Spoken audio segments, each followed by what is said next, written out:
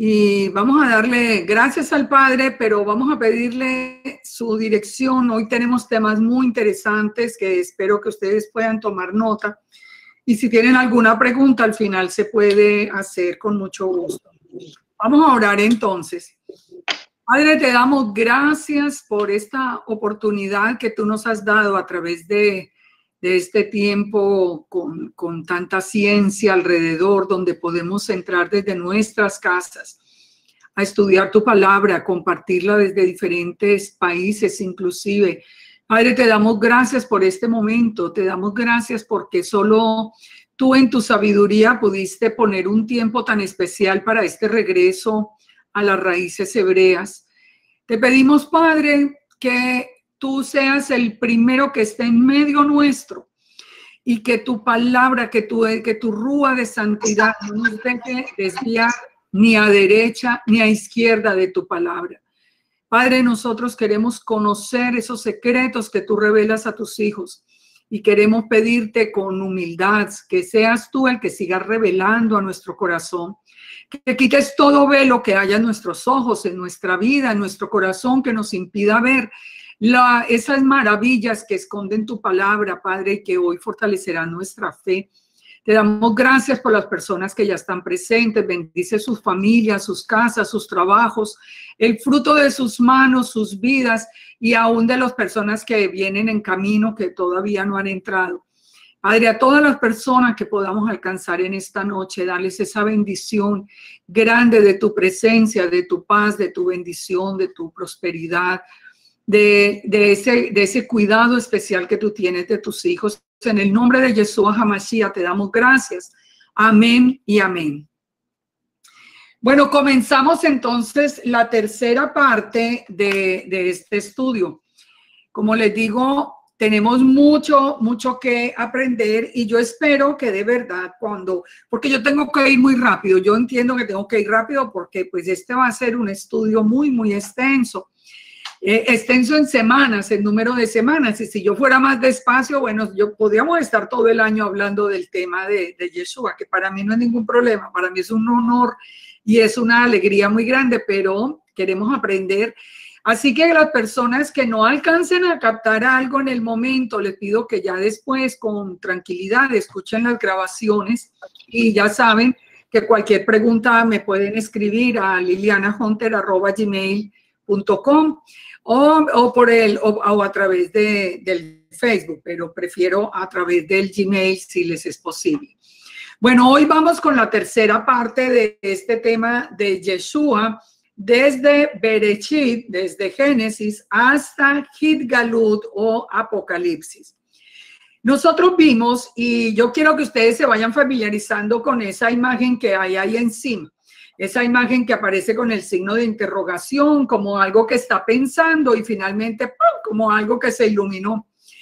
Con esa imagen vamos a ir siguiendo cada semana un punto que va a ser muy especial. ¿Qué comparten? ¿Qué concepto comparten absolutamente el Eterno, Yahweh, nuestro Elohim y Yeshua? Aquí nosotros aprendimos, por ejemplo, la semana pasada que Yahweh es luz. Recuerdan todo el estudio que vimos. Y en Primera de Juan, por ejemplo, nos confirma la palabra. Nos dice, este es el mensaje que hemos oído de él y os anunciamos, que Yahweh es luz y no hay tinieblas en él.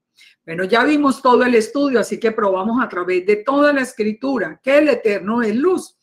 Pero Yeshua también dijo que él es la luz, aquella luz verdadera, dice Juan 1:9, que alumbra a todo hombre, venía a este mundo. Juan 8:12 dice, otra vez Yeshua les habló diciendo, yo soy la luz del mundo. Este es un punto que comparten y así vamos a ir adicionando en cada estudio todos los conceptos, todo lo que comparten el Padre y el Hijo para que cuando lleguemos a una conclusión nosotros podamos estar muy seguros. Vamos a entrar hoy en un tema que es muy interesante y es la pluralidad del Eterno. Siguiendo el orden de la escritura, en Génesis 1:26 encontramos, dice, entonces dijo Elohim, hagamos al hombre a nuestra imagen, conforme a nuestra semejanza, y señoree en los peces del mar, en las aves del cielo, en las bestias, en toda la tierra, en todo animal que se arrastra sobre la tierra. Entonces, aquí el punto que vamos a investigar, porque estamos viendo a Yeshua desde Génesis hasta Apocalipsis, es con quién estaba hablando el Eterno, que no dice, voy a hacer al hombre a mi imagen y mi semejanza, sino que el Eterno dice, hagamos al hombre a nuestra imagen, conforme a nuestra semejanza. ¿Con quién estaba hablando? Vamos a ver. No vamos a sacar conclusiones aquí rápidas. Estaba hablando con Jesús. No, eso no es lo que vamos a hacer. Vamos a ver las pruebas bíblicas. Entonces nos dice, bueno, ¿con quién hablaba el Eterno?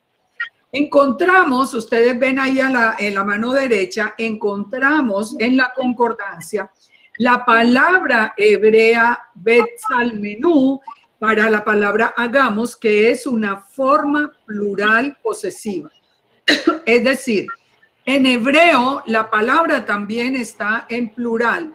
La palabra es hagamos, hagamos al hombre. Ahora, nosotros sabemos hasta este momento, claro que apenas estamos comenzando el capítulo 1 de Génesis, que la única persona que está allí presente, digamos, es la luz, esa luz engendrada en el primer día.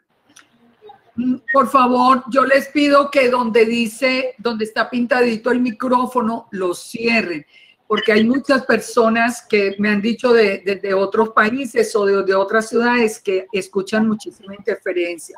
Entonces les pido que por favor cierren el audio, lo ponen canceladito que les sale en rojo. Muchas gracias. Ustedes se fijan entonces en la expresión Betzalmenú. Betzalmenú es una palabra en hebreo plural posesiva, pero sabemos que la única persona que estaba presente era la luz del mundo, la luz del primer día. Entonces, miremos esto. ¿Estaba presente o no Yeshua en la creación? Juan 1.1 no lo confirma. Juan 1.1 dice, en el principio era el verbo era con Dios y el verbo era Dios. O lo podemos poner de otra forma, en el principio era el verbo era con Elohim y el verbo era Elohim. O lo podemos poner con el nombre de nuestro Elohim, en el principio era el verbo y el verbo era con Yahweh y el verbo era Yahweh. Yo sé, después vamos a entrar en ese tema, recuerden que yo les he dicho que todavía no lo vamos a ver, pero sigamos acá para probar que Yeshua estaba presente en la creación. Este era en el principio con Yahweh y todas las cosas por él, por Yeshua, fueron hechas y sin él nada de lo que ha sido hecho fue hecho. Bueno, en Colosenses 1:15 nos dice que él es la imagen del Dios invisible, el primogénito de toda creación. Ya vimos por qué era el primogénito. Y dice el verso 16, porque en él fueron creadas todas las cosas, las que hay en los cielos y en la tierra, visibles e invisibles, sean tronos, sean dominios, sean principados y sean potestades. Todo fue creado por medio de él. Es decir, él es uno de los creadores. Por medio de él y para él. Las cosas fueron creadas por medio de él y para él. Nosotros sabemos que la creación se hizo a través de la palabra del Eterno y Juan 1:1 nos está diciendo que Yeshua es la palabra del Eterno. Y para él. Por favor, hay alguien que tiene el micrófono abierto, por favor, ciérrenlo. Él es antes, dice, él, Yeshua, está hablando en Colosenses, dice, él es antes de todas las cosas y todas las cosas en él subsisten. O sea, Yeshua era anterior a la creación. Y este punto lo podemos confirmar en Miqueas 5:2. Pero tú, Belén Efrata, pequeña para estar entre las familias de Judá, de ti me saldrá el que será Señor de Israel. Nosotros estamos esperando que Yeshua venga a ser el Señor de Israel, el Rey de Israel. Pero dice, sus salidas son desde el principio, desde los días de la eternidad, son desde el Bereshit. O sea que ya sabemos que también que se confirma la profecía de Miqueas que nos advierte que Yeshua estaba presente en la creación. Mi Padre y yo uno somos, dijo Yeshua. Y ya vimos en Juan 1 que nos lo confirma. Entonces, miremos esta palabra hagamos al hombre. ¿Qué nos dice a nosotros el judaísmo? El judaísmo afirma a través de Rashi, a través de Rambam, el judaísmo afirma que el Eterno estaba hablando con los ángeles. Y muchas personas en las raíces hebreas están creyendo eso, porque recordemos lo que aprendimos la vez pasada. En los principios que estableció Rambam para el judaísmo, él cambió la naturaleza Ejad del Eterno por naturaleza Yahid. Y Rambam estableció como un principio de fe para el judaísmo que el Eterno no se puede aparecer, que no es indivisible. Es decir, que nada lo puede representar. Él es una unidad Yahid. Entonces, ¿cómo justifican que se diga hagamos al hombre a nuestra imagen y nuestra semejanza? Entonces, la conclusión que ellos sacan es, no, estaba hablando con los ángeles. Ahora vamos a ver, ¿eso es verdad que estaba hablando con los ángeles? La misma palabra nos tiene la respuesta. Fíjense esto. Primero, Nehemías 9:6 nos dice, tú solo eres Yahweh, tú hiciste los cielos y los cielos de los cielos con todo su ejército, la tierra y todo lo que está en ella, los mares y todo lo que hay en ellos, y tú vivificas todas las cosas y los ejércitos de los cielos te adoran. Entonces, ¿qué está diciendo Nehemías acá? Nehemías 9:6, que fue solo Yahweh, el creador. No dice que fue tú con los ángeles, ustedes hicieron el cielo y la tierra. Eso no es lo que dice. La palabra nos dice que es solo Yahweh. Pero nosotros sabemos que Yahweh es un Ejad y que Yeshua era esa manifestación, esa imagen visible de Elohim, un Ejad con el Padre. Mi Padre y yo uno somos un Ejad. Ahora, fíjense lo que estaba pasando con los ángeles en la creación. La misma palabra nos lo dice en Job. Job 38 nos dice, ¿dónde estabas tú cuando yo fundaba la tierra? Házmelo saber si tienes inteligencia. Le está hablando el Eterno. ¿Quién ordenó sus medidas, si lo sabes? ¿Quién extendió sobre ella cordel? ¿Sobre qué están fundadas sus bases? ¿Quién puso la piedra angular? Cuando alababan todas las estrellas del alba y se regocijaban todos los hijos de Dios.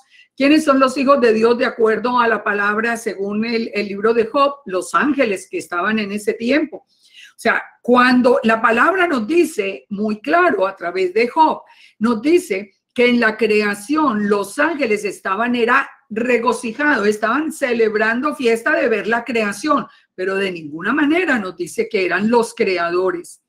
El único creador, como dice Nehemías, es Yahweh. Tú solo eres Yahweh y tú hiciste los cielos, la tierra y todo lo que hay a través del universo. Entonces, fíjense esto. Vamos a aprender hoy una palabra muy usada y muy estudiada dentro del judaísmo que se llama el Tzimtzum. Es una manifestación o una reducción del Eterno. Esto es una palabra que forma muchísima controversia dentro del judaísmo, porque ya les digo que Rambam dijo, bueno, pues no, el Eterno no es un Ejad, el Eterno es un Yahid. Así que ¿cómo lo cambió? Esta palabra forma mucho conflicto en el judaísmo con muchos textos que pareciera hablar de dos, digamos como de dos Yahwehs, como si fueran dos personas. Y esto lo vamos a ir viendo en la medida en que avancemos. Yo quiero que ustedes aprendan esa palabra porque la van a encontrar en muchos textos y en muchos estudios.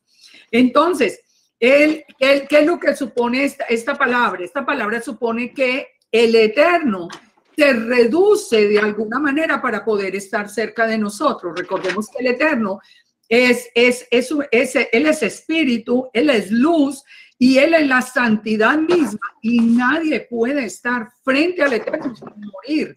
El que estuviera frente a Él moriría. Cualquier ser humano, cualquier ser vivo que estuviera frente al Eterno moriría.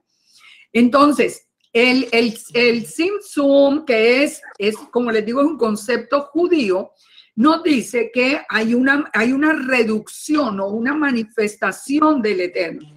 Esto se los estoy diciendo, ¿por qué? Para que no les vengan a ustedes con el cuento de que creer en una imagen visible de Elohim es estar todavía en error, es estar en un error, o es estar que es que no ha salido del cristianismo y todas estas cosas. Usted no tiene mente judía. No, la mente judía sí considera, y se llama Tzimtzum, que considera que el Eterno se reduce para poder estar con nosotros. Y vamos a entrar en este tema que espero que me pongan muchísima atención porque es muy interesante. Si ustedes lo quieren leer en la pantalla, pero si lo quieren buscar en sus Biblias, me parecería muy bueno. Vamos a hablar de la sabiduría. ¿Por qué vamos a hablar de la sabiduría? Porque la palabra nos dice que la sabiduría estaba presente en la creación. Como estamos viendo, hagamos al hombre a nuestra imagen y nuestra semejanza. Entonces vamos a probar quiénes estaban. Hasta ahora sabemos que Yeshua estaba, ya es una prueba, y vamos a hablar de la sabiduría que estaba presente en la creación, pero vamos a ver quién es la sabiduría.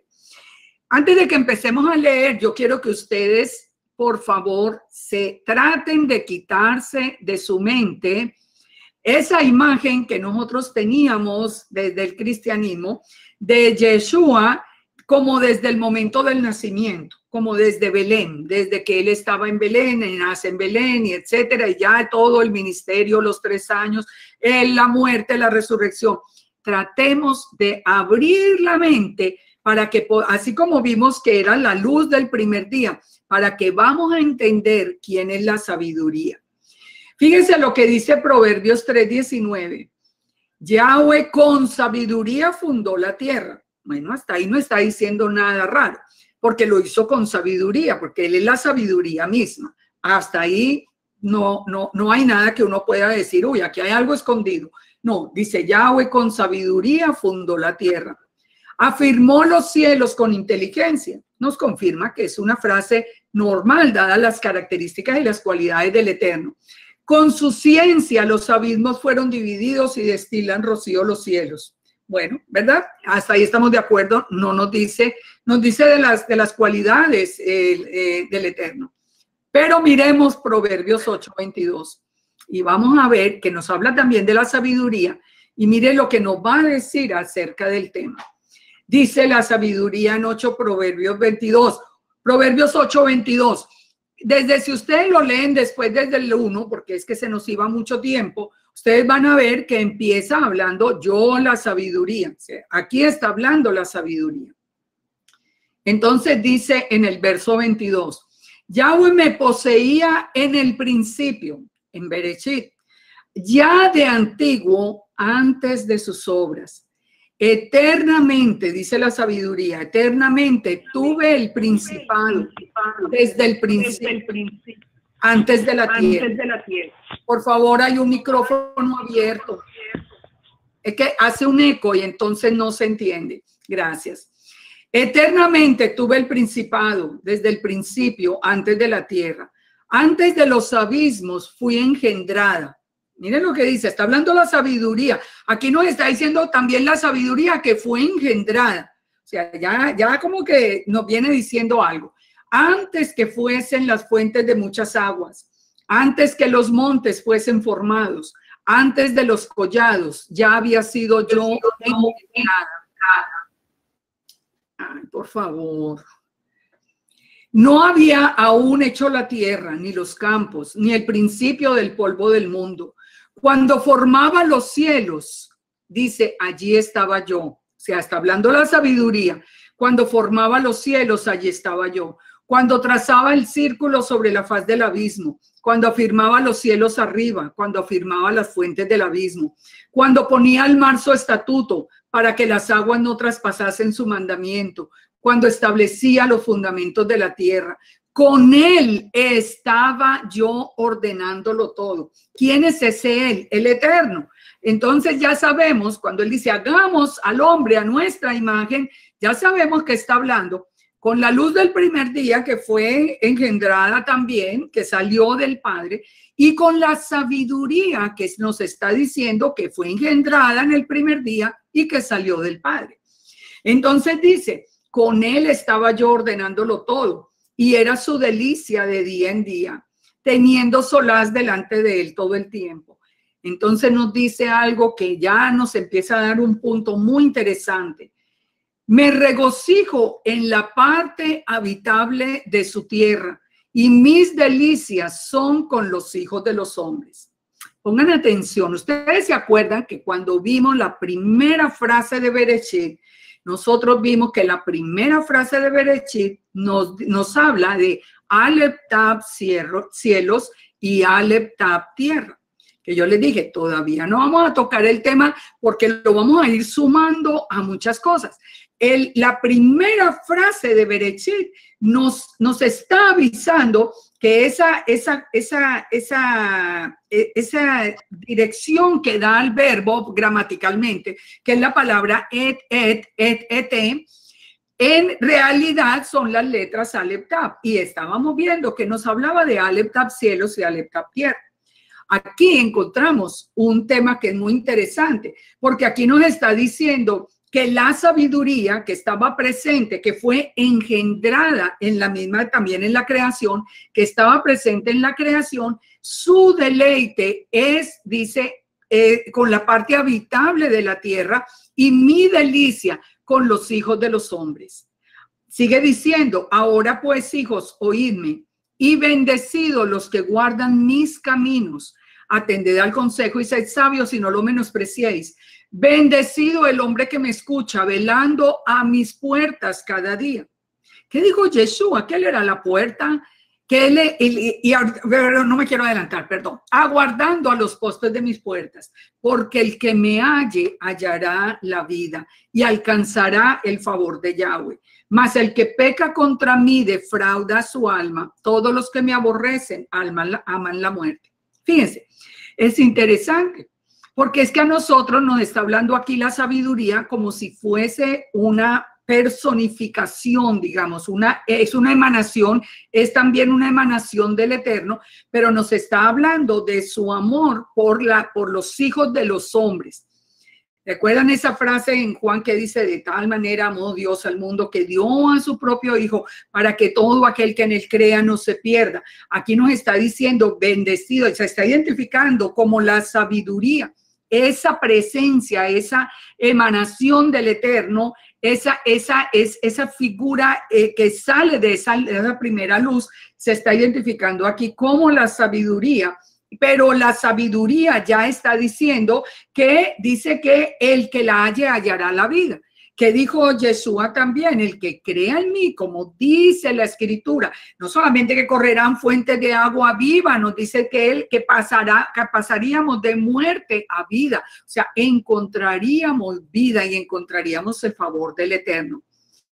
Entonces, y aquí para ese hagamos al hombre, ya estamos viendo que aparece la luz del primer día, que Yeshua dijo que era la luz, aparece la sabiduría que ya nos está diciendo, estaba presente allí en la creación, creando con Elohim todo.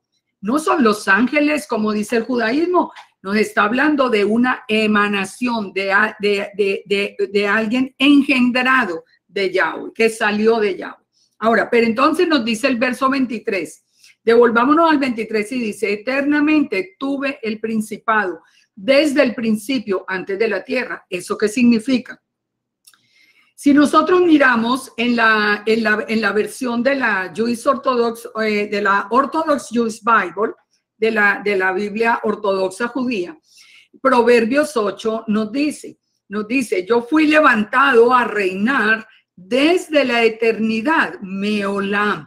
Fui levantado a reinar desde la eternidad, desde el principio. O sea, eso es una confirmación y esta es de las versiones de la Biblia más, digamos, más apegada a ese hebreo.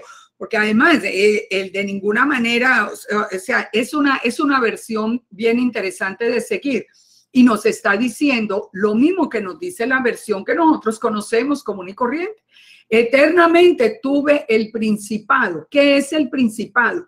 El principado es la palabra misrab, que es el dominio o el gobierno. Es decir, como dice en la versión ortodoxa, nos dice que desde el principio yo fui levantado para reinar. Entonces, ¿quién es el que viene a reinar? Es Yeshua, es el que viene a reinar. Pero fíjense lo interesante con la profecía de Isaías 9:6. En el verso 23 de Proverbios 8 nos dice que eternamente tuve el principado. En Isaías 9:6, cuando nos habla de ese niño nacido, nos dice, un niño nos es nacido, hijo nos es dado, y el principado sobre su hombro. El principado, esta misma palabra, el dominio, el gobierno sobre su hombro. Es decir, que cuando ese niño nació, él ya traía el principado, dice, sobre su hombro. Es decir, él ya venía destinado desde antes de la creación para reinar. ¿Y quién es ese niño nacido? Pues Yeshua. Eso sí, yo creo que no tenemos duda ninguno de los que estamos aquí. Otros dirán que no saben quién es, pero nadie. Hoy no podría nacer un Mesías en Belén, empezando pues porque Belén no está bajo el control de Israel. Así que hoy no podría nacer un niño en Belén como para que digan que es que el Mesías no ha venido. El único que cumplió con toda la profecía es Yeshua. Entonces aquí nos está diciendo esto, pero miren, sigamos leyendo y todavía más interesante. Ese niño que tuvo el principado desde el principio, que en hebreo, que en Proverbios se llama la sabiduría. Fíjense los nombres que va a tener. Dice, y se llamará su nombre, un solo nombre. Después vamos a analizarlo. Se llamará su nombre, admirable consejero. Admirable, y admirable tiene una connotación muy especial. Se me olvidó ponerla allí, pero es muy especial. Admirable es la palabra peletz, y peletz quiere decir que va a ser concebido de una manera extraordinaria o que hace cosas extraordinarias. O sea, ese admirable consejero, cuando lo estudiemos en hebreo, vamos a ver que nos habla inclusive de un nacimiento extraordinario, sobrenatural, diferente a todo. Entonces nos dice que el nombre, un solo nombre, no varios nombres, un solo nombre va a ser admirable consejero, Elohim fuerte, Padre eterno, príncipe de paz. Usted, fíjense y verá todo lo que estamos uniendo. La sabiduría que estaba desde el principio y que tuvo el gobierno desde antes de la creación, ya estaba destinado para ser el que tuviera el principado o el gobierno. Es el mismo niño que nació en Belén, nos dice Isaías 9:6, pero también nos dice que ese niño se va a llamar admirable consejero, Dios fuerte, el Gibor. El Gibor es un nombre que la palabra la utiliza solamente para el eterno. Padre eterno, Abiad, eso es Padre eterno, es el Padre eterno. Fíjese que no dice que se va a llamar Hijo eterno, nos dice que se va a llamar Padre eterno. Entonces, ¿quién es Yeshua? Yeshua es diferente del eterno. Fíjense lo que nos está diciendo acá, y príncipe de paz. Fíjense acá, en Isaías, siguiendo el mismo tema de hagamos, en Isaías 54:5, encontramos unas cosas muy interesantes. La Jewish Publication Society tradujo la palabra oseja, que es la palabra hacedores. Esa palabra, bueno, leamos el texto para explicarlo mejor. Dice en verso 5, porque tu marido es tu hacedor, Yahweh de los ejércitos es su nombre, y tu redentor, el Santo de Israel, Dios de toda la tierra, será llamado. Fíjense esto, la palabra que aparece allí es la palabra para hacedor, es oseja, y la palabra oseja es plural, es decir, que la traducción correcta sería, porque tu marido son tus hacedores, en plural. Ahora, los primeros que tradujeron todo seguramente no lo entendían. Recordemos que a Daniel se le dijo que todos los secretos de las escrituras iban a ser revelados al fin, pero de todas maneras, si ustedes lo buscan en hebreo, en la concordancia van a encontrar que la palabra oseja es en plural del hebreo. De la misma manera, en el Salmo 149:2 nos dice lo siguiente: alégrese Israel en su hacedor, los hijos de Sión se gocen en su rey. Allí encontramos la palabra beosab, y beosab también es plural. O sea que la palabra debería decir: alégrese Israel en sus hacedores, en plural, en plural. Ahora, otros ejemplos. Nosotros sabemos que en Génesis 11:5 también habló el Eterno en plural y dijo: ahora descendamos y confundamos allí su lengua, cuando está hablando de la Torre de Babel. Esto lo vamos a ver un poquito hoy mismo, pero un poquito más adelante. Vamos a Eclesiastés 12:1. Fíjense esto. Dice: acuérdate de tus creadores en el día de tu juventud. Pero en nuestras Biblias y en todas las versiones, y en inglés y en las mismas Biblias, en las mismas versiones del Tanakh judío, digamos, después, en el que están en circulación, dice: acuérdate de tu creador. Pero la palabra que aparece nuevamente es boreja, que son los creadores en plural. Entonces, acuérdate de tus creadores en el día de tu juventud, antes de que vengan los días malos, en los años de los cuales digas: no tengo en ellos contentamiento. Entonces, ¿qué es lo que nos está diciendo todo esto? Nos está hablando de la pluralidad del Eterno, del Ejad del Eterno. Nos está diciendo que son creadores. ¿Quiénes son los creadores? No va a ser con los ángeles, empezando porque el Eterno creó los ángeles, no los engendró, los creó.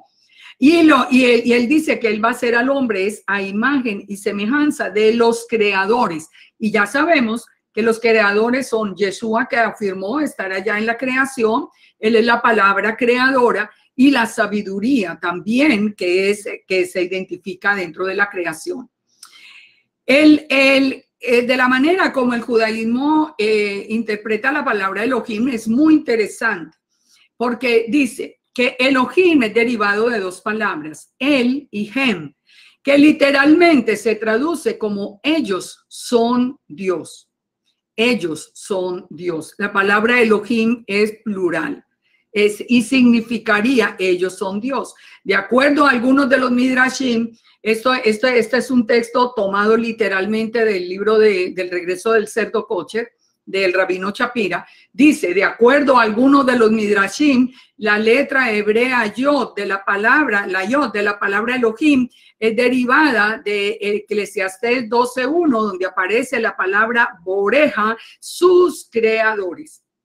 Entonces, no tengamos miedo a creer la palabra del Eterno. Estamos viendo el hebreo en todo su esplendor. Estamos entendiendo que la naturaleza del Eterno es una naturaleza ejad, por eso Elohim es plural, por eso siempre nos habla de los creadores, de los hacedores, por eso nos está diciendo que la sabiduría estaba presente y sabemos que es Yeshua mismo, no que se deleita con los hombres, que si los hombres los seguimos vamos a la vida. No, todo concuerda de una manera sin presionar ni nada. Yo creo que ustedes no pueden decir que hay un texto que esté presionado a ser visto de una manera diferente.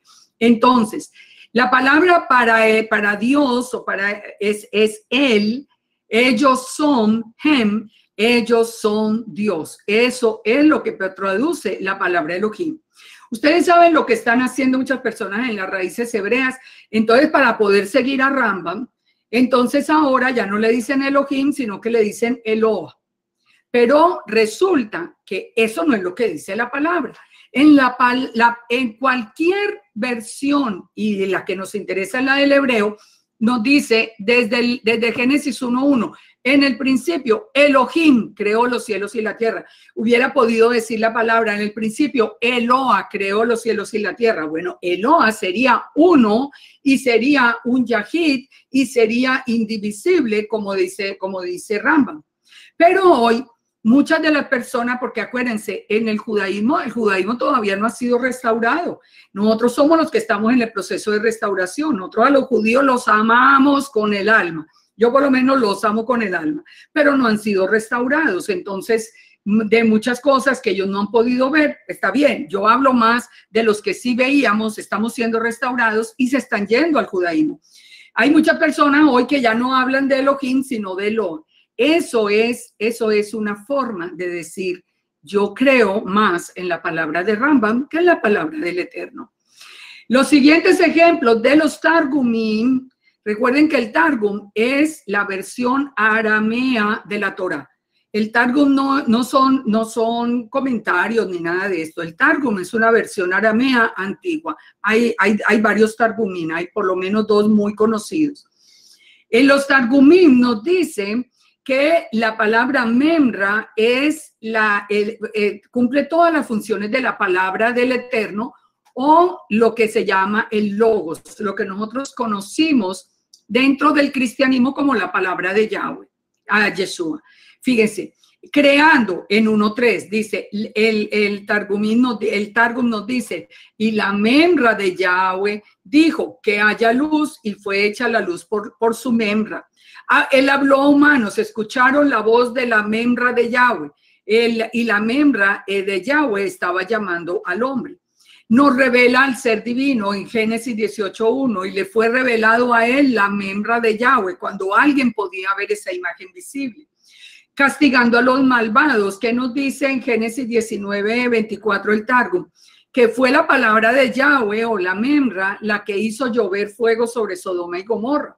Eso nos llevaría a nosotros a una conclusión pues muy rápida, que fue el que después conocimos como Yeshua, porque recuerden, él se llama Yeshua cuando viene a salvar, pero antes él aparece como la palabra del Eterno. Salvando en Éxodo 13:21, dice, la membra de Yahweh los conducía durante el día en un pilar de fuego.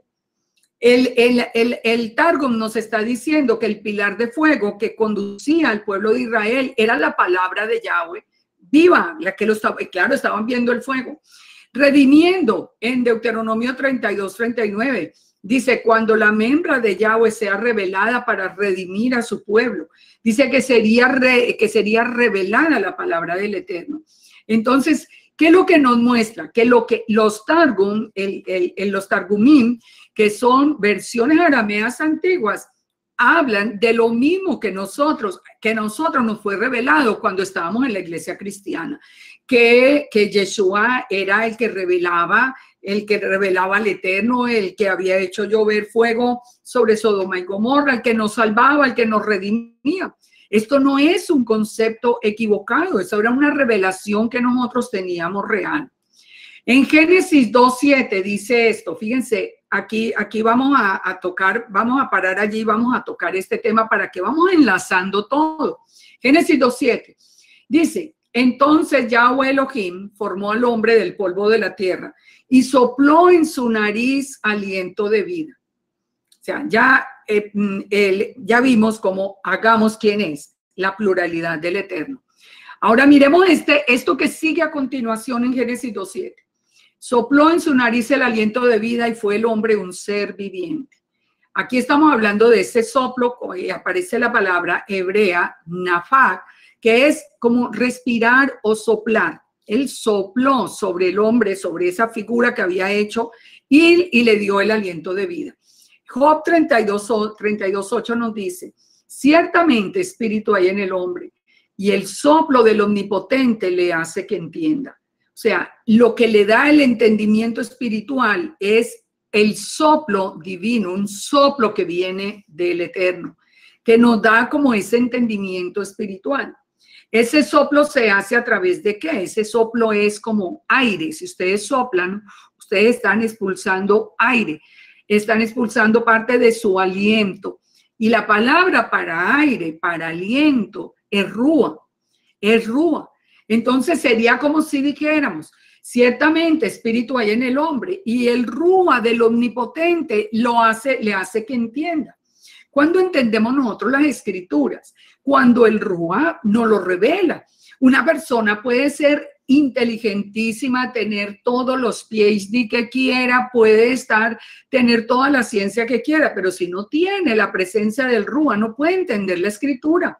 La palabra misma nos dice, ni el sabio ni el entendido, solamente el que se hace humilde delante del Eterno. Ahora, la palabra utilizada allí para soplo es la palabra Neshama, que es aliento de Dios, el Espíritu, el Rúa Elohim. El Rúa Elohim. Pero miremos esto que es muy interesante. Juan 20:21. Yeshua le dijo otra vez. Yeshua ya se va a ir, él está ya resucitado, él ya se va a ir y le dice, pasa a vosotros. Como me envió el Padre, así yo os envío, le dice a los discípulos. Y habiendo dicho esto, sopló y les dijo, recibid el Espíritu Santo. Fíjense que esto no es Shavuot todavía. Ahí todavía está presente Yeshua con ellos y Yeshua se fue 10 días antes de Shavuot. Aquí sopló, el Eterno sopló en Génesis 2:7 y puso ese Neshama, ese aliento, ese Rúa Elohim, lo puso en el hombre. Aquí Yeshua sopló sobre los apóstoles y puso también el Rúa Elohim sobre sus discípulos. ¿Qué nos está diciendo? ¿Estamos hablando de dos personas diferentes o estamos hablando de Yeshua, un hombre cualquiera?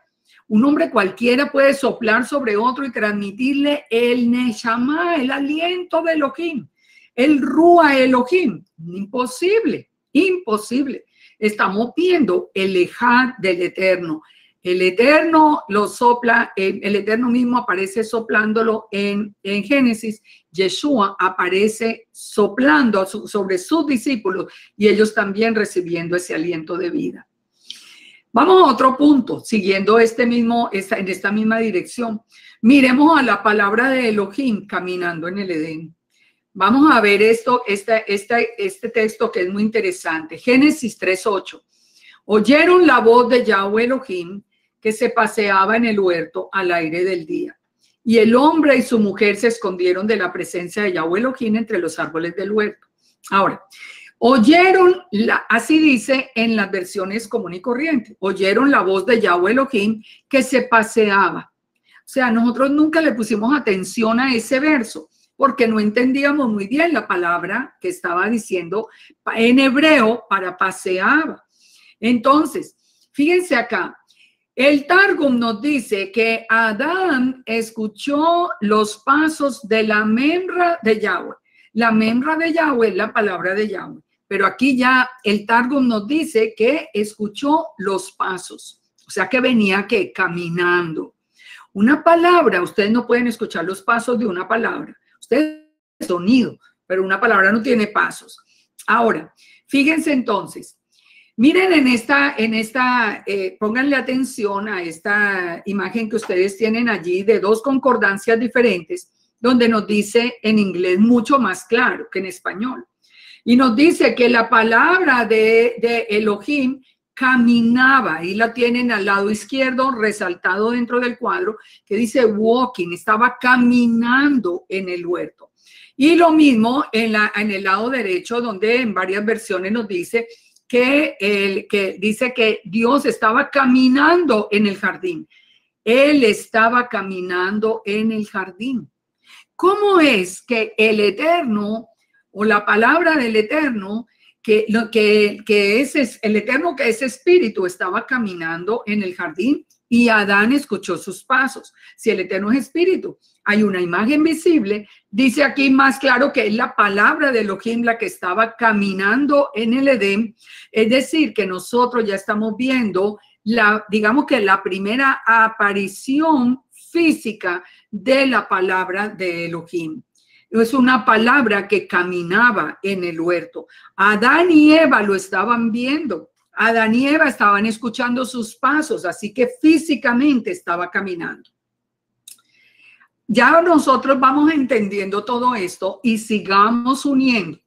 Ya vemos a la palabra caminando, o sea que nosotros ya sabemos que hay una imagen visible de Elohim que la podían ver Adán y Eva, Y vamos a Génesis 3:15 para que entendamos el tema de la simiente. Todo esto en esos primeritos capítulos de Génesis.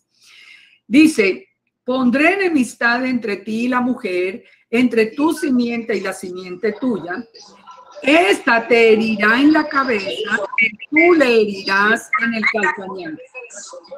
Por favor, hay un micrófono abierto. Por favor, cierren ese micrófono que se hace mucha interferencia. Gracias.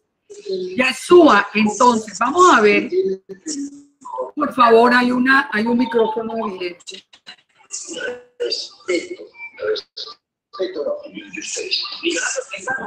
Aló.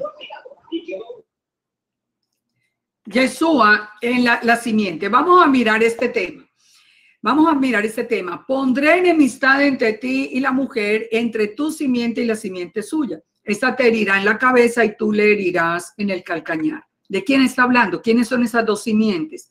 Bueno, hoy encontramos hasta unas teorías que son toda una barbaridad. Yo les voy a probar simplemente qué es Yeshua, que está hablando de Yeshua.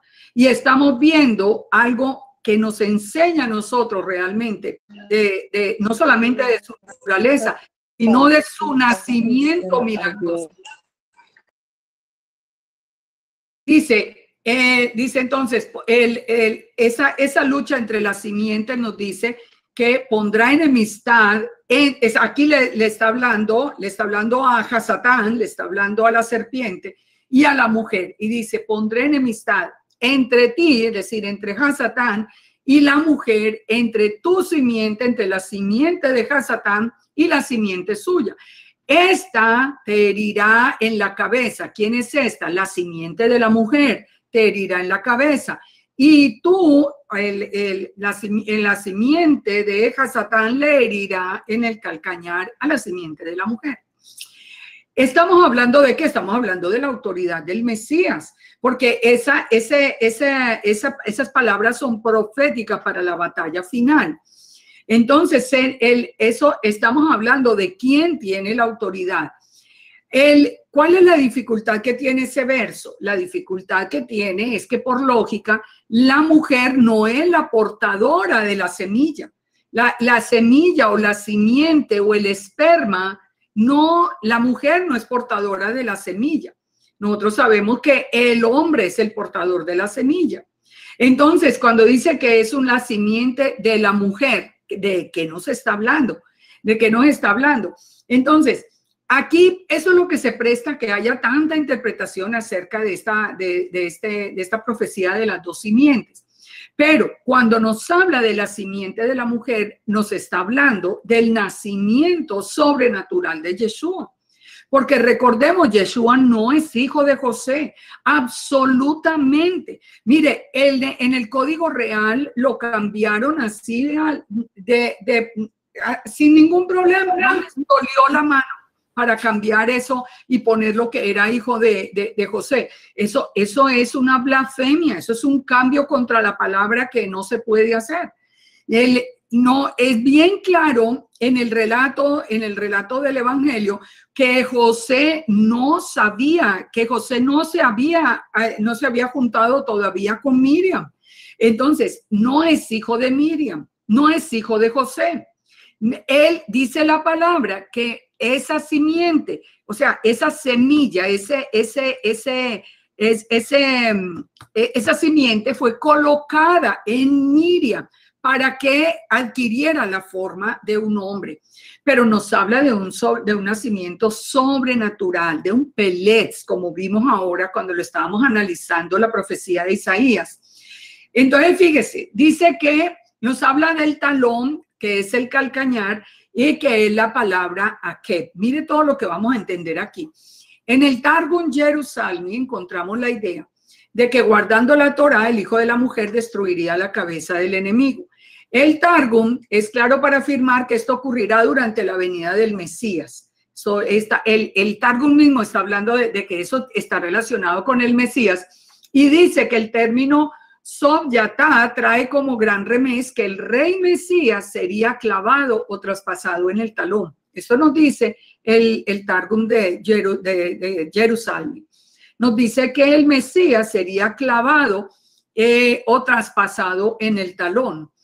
Entonces, por eso, a raíz de eso, muchos comentaristas judíos hacen una relación entre esta batalla, entre el Mesías y Hasatán, a través del Salmo 22, que nos habla de Yeshua en la cruz, cuando nos habla del siervo sufriente en la cruz, en el proceso de su muerte. Ahora, pero analicemos las palabras para que entendamos bien esa batalla final. Las palabras, las partes del cuerpo están representadas. La cabeza en la escritura, ¿qué significa? Autoridad. Los pies, camino o dirección.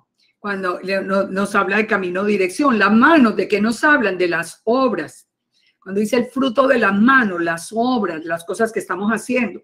Ahora, el talón, que es la palabra acá, el talón nos habla de ¿qué? De la parte del cuerpo que da estabilidad. El acab viene de la raíz también acab, que significa suplantar, acechanza. Fíjense esto, piensen en esto. El que ataca por el talón tiene que venir desde atrás, o sea, tiene que ser un traicionero. El que ataca al talón viene por detrás. O sea, ¿quién es el que es traicionero por excelencia? El que nunca da la cara, el padre de mentira, todo esto, ya vemos la forma del ataque. Ahora, si la cabeza es autoridad y el talón es un ataque a traición, entonces miremos esto, ¿qué significa ese duelo, digamos, entre esa batalla final entre las dos simientes? Que Yeshua le quitará a la serpiente toda la autoridad que le fue dada antes de la creación, porque dice que la pisará en la cabeza. Quiere decir que le quitará por completo la autoridad. Ustedes recuerdan que hablamos que entre el verso 1 de Génesis y el verso 2 hay un espacio de tiempo y Hasatán tenía la autoridad sobre la tierra, que él mismo la reclamó, él mismo le dijo a Yeshua, si postrado me adorares, yo te entrego todos los reinos que son míos. Entonces sabemos que en la cruz Yeshua le quitó la autoridad, pero solo sobre nosotros, los que decidimos seguir a Yeshua. Pero él sigue teniendo la autoridad sobre el mundo. Pero viene un día cuando ya Yeshua le va a quitar la autoridad por completo y lo va a hacer como destruyéndolo en el lago de fuego. Primero lo ata mientras el tiempo milenial, y de ahí lo va a destruir en el lago de fuego. Recordemos que en el lago de fuego no van a estar sufriendo eternamente, sino el antimesías, Hasatán y el falso profeta. Son los únicos que van a estar sufriendo eternamente en el lago de fuego. No los hombres, como habíamos aprendido, pero eso es otro tema. Ahora, entonces vemos allí que la lucha entre las dos simientes es una presencia también de Yeshua desde la misma creación, porque nos está hablando que él es la simiente de la mujer y nos está hablando de un nacimiento extraordinario. ¿Cómo ataca en el talón la serpiente? Y lo está haciendo hoy, y lo está haciendo desde siempre. La palabra akeb o talón nos da la idea. El ataque nos dice que el ataque es por detrás, es una acechanza. El enemigo sabe que no puede ir de frente. ¿Qué es lo que hace hoy? Infiltra, siembra la cizaña. Ustedes recuerdan a qué hora se sembraba la cizaña según lo que nos dijo Yeshua. Yeshua dijo que en la noche, mientras los sembradores dormían, vino el enemigo y sembró la cizaña. O sea, el enemigo siempre es traicionero. El enemigo se camufla con nombres falsos. El enemigo hoy lo estamos viendo en vivo y en directo, una cantidad de personas con nombres falsos, enseñando cosas falsas, poniendo cosas medio ciertas, medio falsas, pero para pervertir la palabra del Eterno. Y personas que están dedicadas únicamente a sembrar dudas contra la palabra del Eterno. Personas que todo el día están poniendo cosas como las escrituras, no se puede confiar en ellas, están adulteradas. ¿Usted cree que esto pasó? Eso no pasó. ¿Usted cree que el diluvio se hizo de verdad? Mire que hay relatos paganos del diluvio. O sea, lo único que quiere el enemigo es desestabilizar ¿A dónde está esa herida? ¿Qué es lo que nos mantiene? Simbólicamente sería el ataque al talón para desestabilizar a la gente. ¿Por qué tanta gente está dejando a Yeshua hoy? Porque el enemigo viene y siembra toda la cizaña que puede alrededor y empieza a decirnos, empieza a atacar hasta el punto de la misma identidad de la persona. No, usted todavía es un ignorante creyendo en eso. Mire que el judaísmo no lo cree. Entonces, ¡pum! Todo eso hace que se desestabilice la gente. Y esa es la herida de Hasatán en el talón. Pero un día ya sabemos lo que va a pasar. Nosotros conocemos el final porque nos lo dijo el Eterno desde el principio y aquí nos lo dijo desde el mismo Génesis.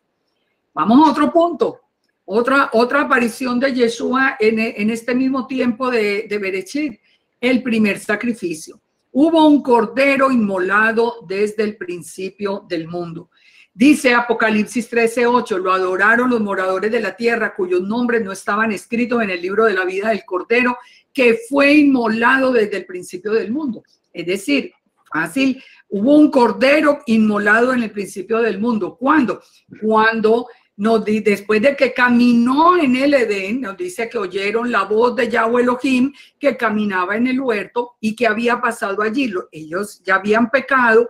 Ellos se esconden, ellos oyen, ahora sí, el Eterno les habla, ellos les responden y él les dijo, ¿quién les enseñó que ustedes estaban desnudos? Ustedes comieron del árbol que yo les mandé que no comiese.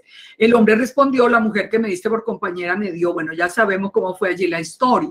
Sigue la historia con todas las maldiciones que el Eterno trajo para la serpiente, para la mujer, que iríamos a dar a luz con dolores. Al hombre le advierte la consecuencia del pecado, pero fíjense lo que pasó en el versículo 21. Recordemos que el hombre y la mujer se habían vestido con hojas de higuera. Higuera es una representación de Israel a través de toda la escritura.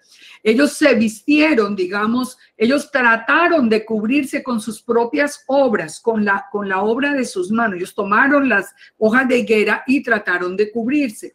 Pero dice que el Eterno hizo al hombre y a la mujer túnicas de pieles y los vistió. ¿Cómo obtuvo las túnicas de pieles? Pues matando los corderos, matando el cordero, el que estaba inmolado desde el principio, porque los cubre con ese sacrificio. El Targum en este versículo dice que los vistió con vestiduras de honra. ¿Y ese sacrificio para qué fue? Para restituir la honra después del pecado.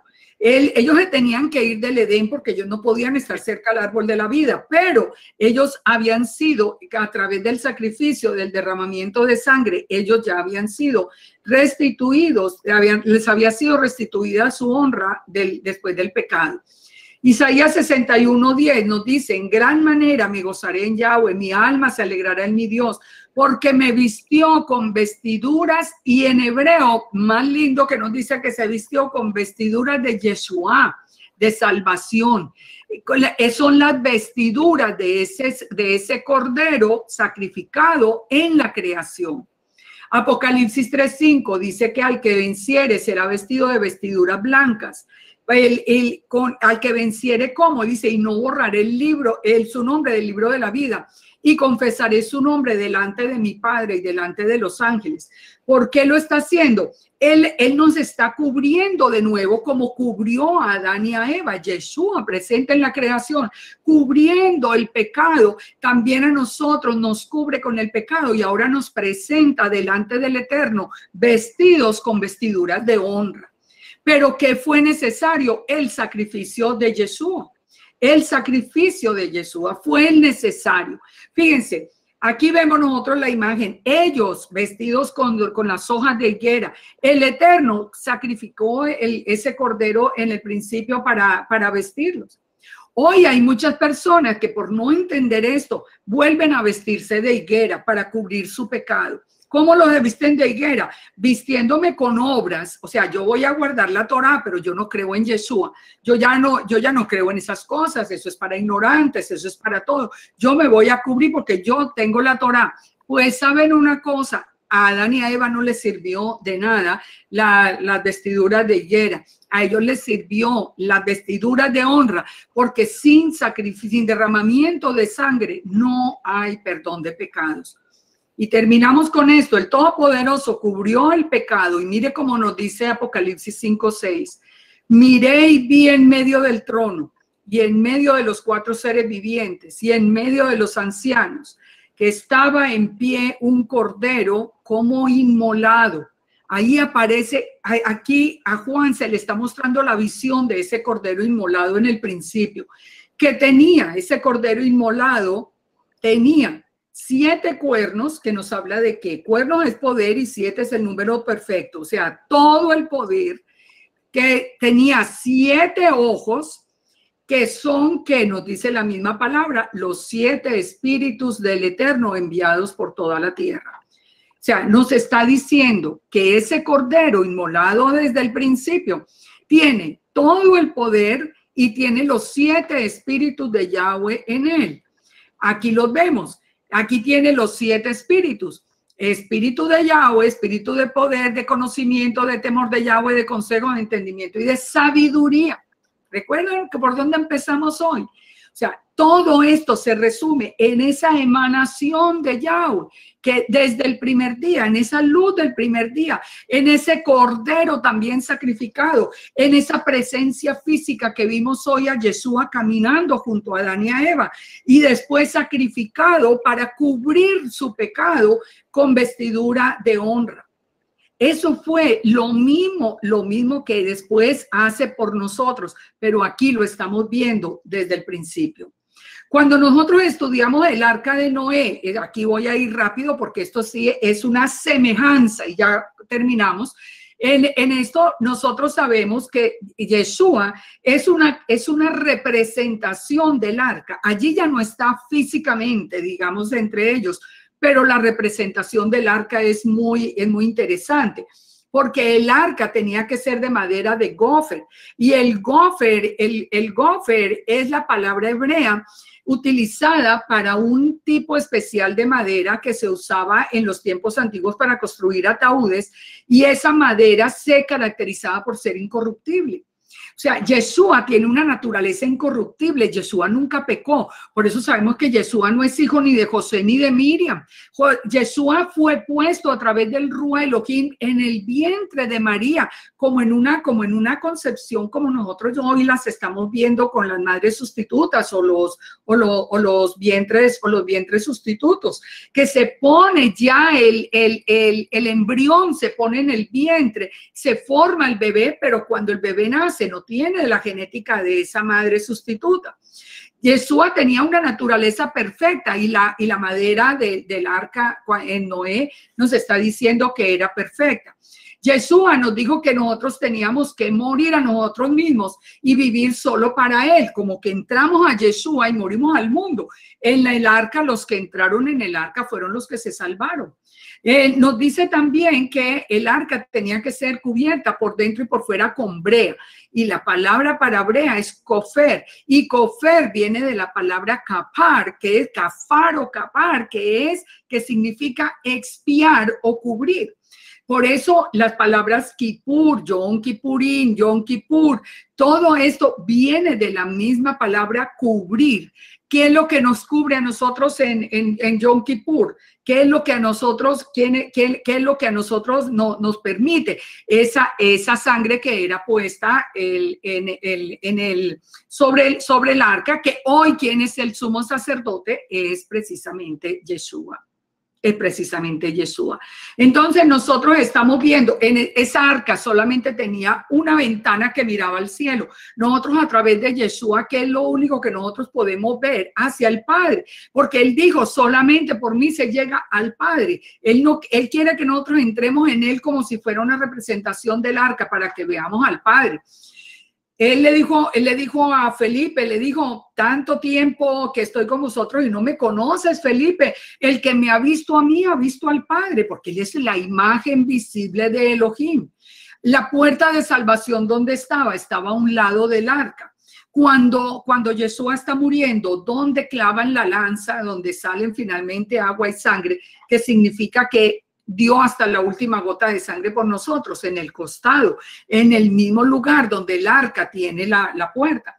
El arca tenía 3 pisos. De los 3 pisos nos hablan de los 3 espacios sagrados del templo, pero también nos hablan de las manifestaciones del Eterno. El Eterno se manifestó como Yeshua, el Eterno nos manda su Rúa, entonces son manifestaciones del Eterno.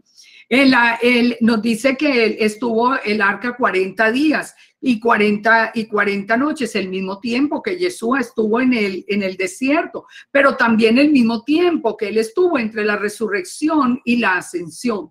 Con respecto a las fechas, hay datos muy interesantes. Nos dice que el arca reposó el día 17 del segundo mes. Esto tiene 2 formas de verlo. Si nosotros miramos el calendario civil, que comienza en el mes séptimo, recuerden que el calendario religioso, el de las fiestas, comienza en el mes de Aviv, pero el calendario civil hebreo comienza, el año cambia en el séptimo mes. Si nosotros miramos de cualquier manera, nos va a dar el mismo resultado y miren lo interesante. Si decimos que reposó el día 17 del séptimo mes y estamos pensando en el calendario civil, entonces si nosotros hacemos la cuenta y contamos los 7 meses y 17 días a partir del día de Yom Teruah, si empezamos a contar esos 7 meses y 17 días, entonces vamos a llegar al día 17 del mes de Aviv, que es el día en que Yeshua resucitó. Estamos hablando de la resurrección de Yeshua, pero si lo contáramos como el calendario establecido por el Eterno en Éxodo, o sea que si lo contamos a partir de la fiesta del mes de Aviv, nos vamos a encontrar que estamos hablando de la fiesta de tabernáculos. ¿Qué quiere decir eso? Que de todas maneras, sea por un calendario o sea por el otro, llegamos al mismo punto. Llegamos al mismo punto. Es la celebración misma del encuentro con Yeshua. El arca descansó en el monte Ararat en Turquía. Que ustedes saben, ustedes recuerdan qué es lo que hay en Turquía, que más adelante y que hoy en este 2018 tiene un especial significado porque están tratando de devolver esto hasta Turquía. ¿Qué es lo que queda en Turquía según lo que nos dice la palabra? El trono de Satanás. Y el trono de Satanás, que hoy está en Berlín, va a ser llevado de nuevo a Turquía. ¿Qué quiere decir esto? Que el arca, si el arca es una representación de Yeshua y el arca descansa exactamente en Turquía, donde más tarde iba a estar el trono de Satanás, el trono de Hasatán, entonces estamos viendo, es como él anunciando esa victoria final. Hablamos de la victoria o de la discusión entre las 2 simientes. 8 personas estaban en el arca, 8 es un nuevo comienzo. Yeshua resucita en el día 8 y en el 8 él viene también, en el día 8 viene también la Nueva Jerusalén.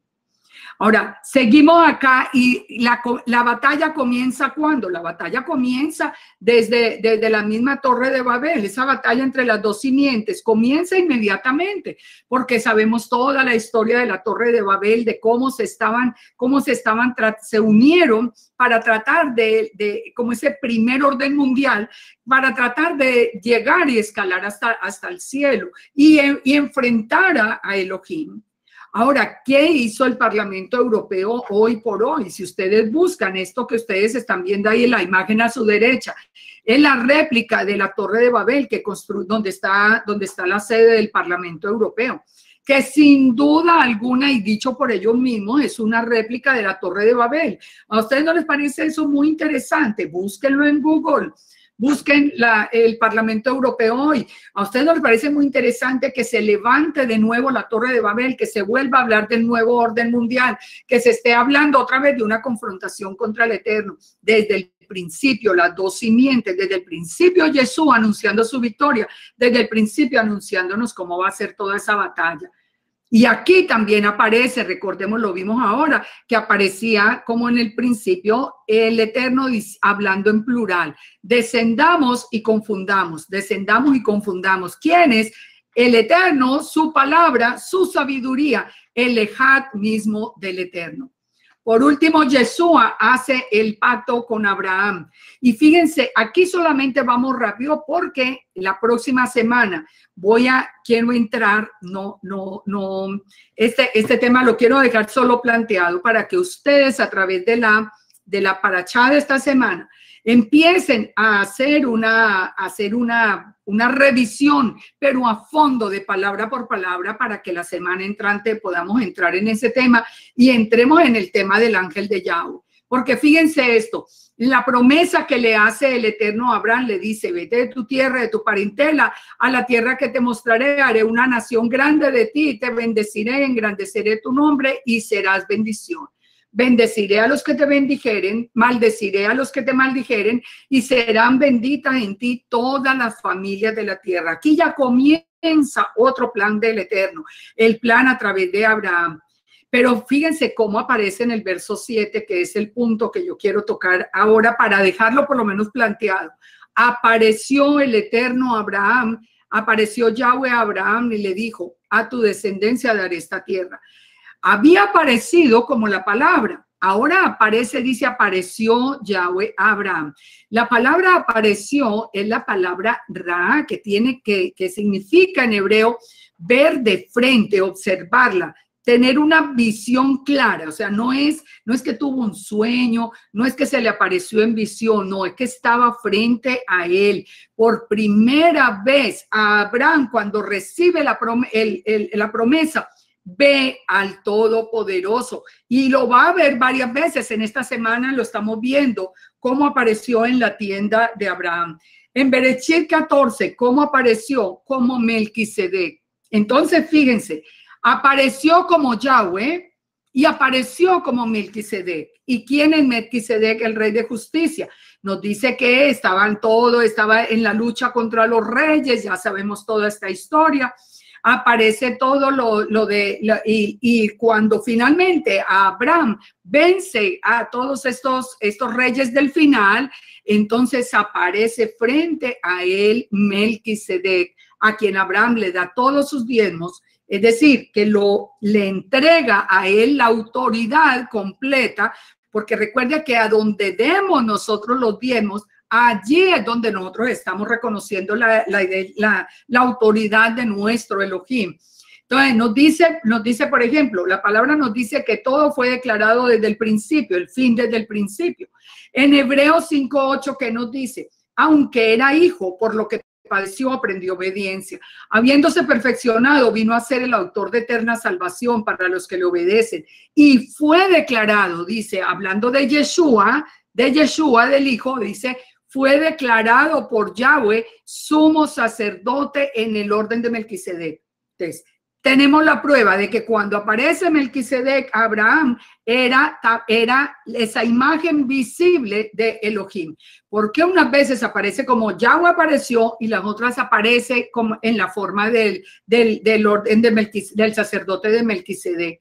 Fíjense que aparece después de la batalla con los reyes, y la batalla con los reyes es un anticipo de la batalla final. Ustedes pueden leer en los nombres mismos de los reyes para nosotros saber que está hablando del final. El voz de oscuridad, Nimrod, que es un prototipo del adversario, Ariok, que quiere decir como un león, Kedorlaomer, que quiere decir puñado de gavillas o de pandillas, Elam, que quiere decir Dios es castigo, Tidal, rey de Goyín, que es el rey de los gentiles, Vera, que es el hijo del maligno, el rey de Sodoma, Bircha, que significa con iniquidad, con maldad, que es el rey de Gomorra. O sea, todo lo que estamos viendo hoy, Sodoma, Gomorra, la maldad, la iniquidad, el que como rugiendo como león, Shinab, el que odia al Dios del cielo, es lo mismo que estamos viendo hoy, todos estos reyes levantándose.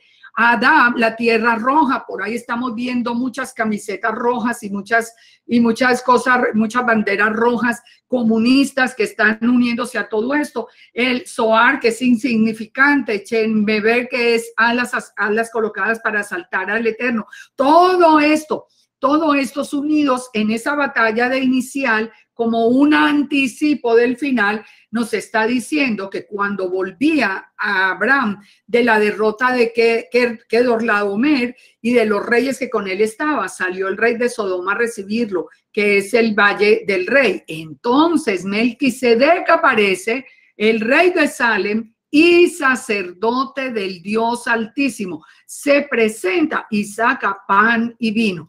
¿Qué significa el pan y el vino? Él lo bendijo y le dijo: bendito sea Abraham del Dios Altísimo, creador del cielo y de la tierra.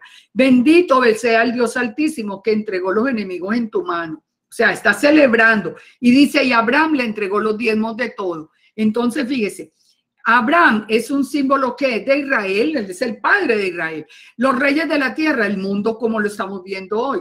Con la ayuda del Eterno gana la batalla y aparece el rey de justicia, Melquisedec. ¿Quién es el que va a venir? Al que va a aparecer en medio de las nubes, Yeshua. Viene ese rey de justicia, Melquisedec. Viene saca pan y vino. Pan y vino es ¿qué? Es una forma de celebración. Dice que era el rey de Salem. Salem es ¿qué? Jerusalén, el nombre antiguo. El rey de Jerusalén. Jerusalén está dividido entre Salem, el Shalem, y Jerú, que era la palabra cananea. Salem es paz y Jerusalén, ciudad de paz. Por eso es que se le llama así, ciudad de paz. Ahora, entonces nosotros encontramos que en Jerusalén, ¿de dónde venía este rey de justicia? Venía de Jerusalén. Y Jerusalén, que según la piedra del fundamento, es la conexión con la única conexión que hay con el cielo, según lo vio Jacob. Después lo vamos a entender. El pan y el vino es una celebración. Eclesiastés 9:7 nos dice que come tu pan con gozo y bebe tu vino con alegre corazón. Es una celebración. Y el mismo Yeshua, digo que él tomó pan y vino antes, pero después ya no quiso tomarla en la última copa hasta que ya viniera a celebrar después de la batalla final. El Salmo 110 nos dice clarísimo a través de David. David dice: Yahweh dijo a mi Señor. ¿Quién era el Señor? Porque si Yahweh le está diciendo al Señor de David, ¿quién era el Señor de David? Nosotros sabemos que David tuvo un encuentro con Yeshua y eso lo vamos a estudiar más adelante. Y le dice: siéntate a mi diestra hasta que ponga a tus enemigos por estrado de tus pies. ¿Dónde está Yeshua? Sentado a la derecha del Padre y todos los enemigos están siendo puestos bajo sus pies. Así que David creía en Yeshua. David mismo lo estaba viendo. Entonces David en el verso 4 dice, el Eterno enviará desde Sión la vara de tu poder, domina en medio de tus enemigos, tu pueblo se te ofrecerá voluntariamente en el día de su poder. Nosotros escogemos seguir a Yeshua o no. Y dice: y juró Yahweh, no se arrepentirás, tú eres sacerdote para siempre, según el orden de Melquisedec, el rey de justicia. El Señor Adonai, dice en hebreo, está a tu diestra, quebrantará a los reyes en el día de su ira. Toda la profecía en orden. Pero ¿hay alguna duda que el Melquisedec sea Yeshua? Ninguna. El judaísmo dice que Melquisedec es Shem, es Sem. Eso no hay ninguna base bíblica para probar eso. Simplemente, como quieren sacar una imagen visible de Elohim, entonces se tienen que inventar cualquier cosa. Pero no hay ni un verso en la escritura que nos diga a nosotros que Shem o Sem era el sacerdote en el orden de Melquisedec, porque aquí nos está diciendo David que el sacerdote en el orden de Melquisedec está sentado a la derecha del Padre y los enemigos están bajo sus pies. No hay ningún Sem ni ningún Shem en hebreo sentado a la derecha del Padre ni con ningunos enemigos debajo de sus pies. Así que, por favor, no creamos cosas sin una prueba bíblica. Nosotros sabemos que Yeshua él viene como rey y viene también como sacerdote. ¿Cuál era el plan del Eterno antes de que Saúl fuera nombrado rey? No, y nosotros estamos estudiando todo en los libros de Samuel. Nosotros vamos a encontrar que el Eterno quería ser el rey de Israel y que Israel no tenía por qué tener un rey, sino que debiera tener un sacerdocio pero el rey tenía que ser el Eterno mismo. Cuando el pueblo le pide que ellos quieren tener un rey como las demás naciones, el Eterno mismo lo dice. Le dice al profeta Samuel, le dice, no es contra ti que ellos están reclamando eso, es contra mí. Ellos quieren tener un rey y ya les advierte qué va a pasar con el rey. Ahora, pero el plan original del Eterno, ¿cuál era? Que Yahweh fuera rey y que hubiera también un sacerdote. Yeshua es la imagen de Yahweh y es rey, y es el sumo sacerdote en el orden de Melquisedec, una orden mucho mayor que la orden levita. Entonces, nosotros lo podemos ver, por ejemplo, desde el mismo Mateo 3, cuando dice: en aquellos días vino Juan el Bautista predicando en el desierto de Judea y diciendo: arrepentíos porque el reino se ha acercado. Este es aquel de quien dijo Isaías: voz del que clama en el desierto, preparad el camino al Señor. ¿Quién era Juan el Bautista? Era un descendiente legal de la casa del sacerdocio de Aarón. Por eso ya Juan el Bautista muere tan rápido. Él tenía que salir de la escena porque él venía para prepararse el sacerdocio en el orden de Melquisedec de Yeshua. ¿Y qué pasa con el sumo sacerdote Caifás cuando Yeshua va a morir? Él se descalifica porque él rompió sus vestiduras y, de acuerdo a la Torá, si el sumo sacerdote rasgaba sus vestiduras, se destituía a sí mismo como sumo sacerdote. Quiere decir que cuando Yeshua muere y resucita, el sumo sacerdote, el que estaba allí de manera ilegal, porque él no era de la casa de Aarón, él mismo se había descalificado, quedando solo el ministerio del sacerdocio de Melquisedec. Otra vez el Eterno recupera su plan inicial, porque Yeshua es declarado rey y Yeshua es declarado el sacerdote en el orden de Melquisedec. Ahora Yeshua, que es la imagen visible de Elohim, es rey y es sacerdote. Todo se tenía que cumplir. Todo se está cumpliendo conforme a los planes del Padre. Fíjense en Zacarías 9:9 que nos dice: tu rey vendrá aquí.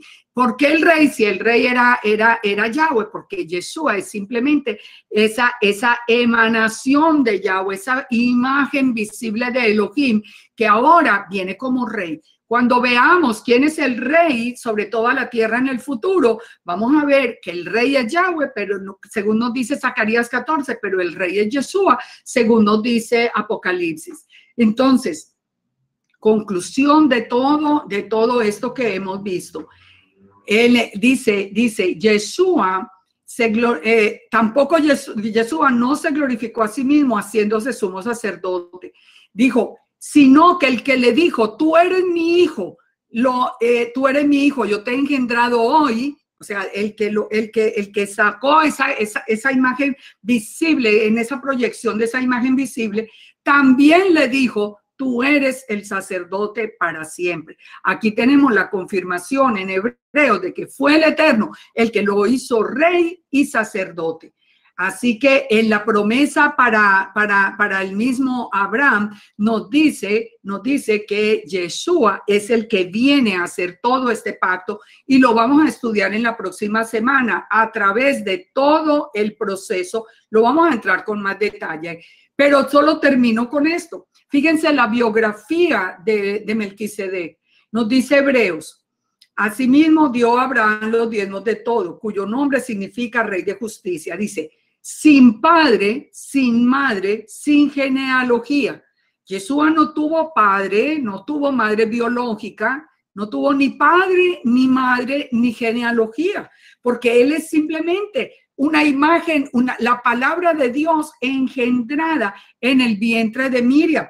¿Por qué nunca llamó Yeshua a Miriam madre? Nunca la llamaba mujer, pues nunca la llamó madre. Y nunca sabemos de la relación con José.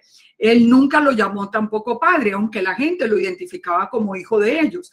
Ahora, pero nos confirma que no tenían padre, que no tenía madre, que no tenía genealogía, porque él de todas maneras nace en la casa de David, pero él viene directamente del Eterno, y dice que no tiene principio de días ni fin de vida. Quiere decir que es un ser eterno, hecho semejante al Hijo de Elohim, que permanece como sacerdote para siempre. Ustedes se dan cuenta de la gente que dice que Yeshua es un hombre cualquiera. Miren, más fácil que deshacer eso.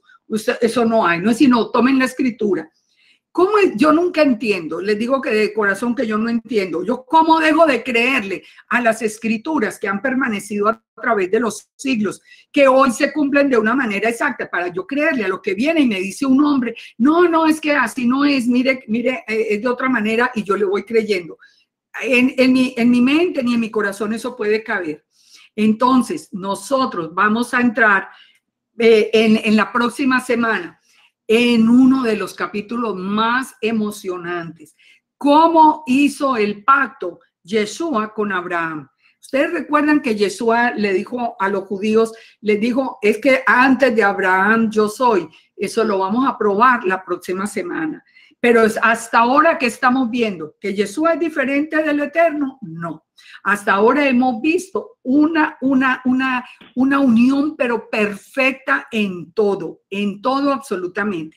Yo los espero para que vamos a orar y espero que en la próxima semana ustedes se hayan leído todos estos primeros, lo de esta semana de la Torá, yo sé que ya se lo van a haber leído y la de la siguiente, para que podamos entender mucho más fácil lo que vamos a aprender en el próximo lunes. Oremos y si de pronto queda alguna pregunta, tengo mucho gusto en responder. Padre, te damos gracias. De verdad que tu palabra es maravillosa, Padre. Y hoy con las herramientas que tenemos, nosotros podemos descubrir toda esa conexión que hay perfecta en la Escritura. Padre, te damos gracias porque cada día podemos probar que definitivamente nadie, ningún ser humano pudo haber escrito todo lo que está revelado en tu palabra. Porque es tan perfecta la conexión que es imposible que un libro escrito a través de diferentes épocas, por diferentes tipos de personas, en diferentes grados de educación, de todo tenga un solo hilo conductor y tenga tanta verdad en ella y todo se esté cumpliendo con exactitud. Padre, tu palabra es maravillosa y eso no puede venir sino de ti, que eres un Elohim perfecto, vivo, verdadero.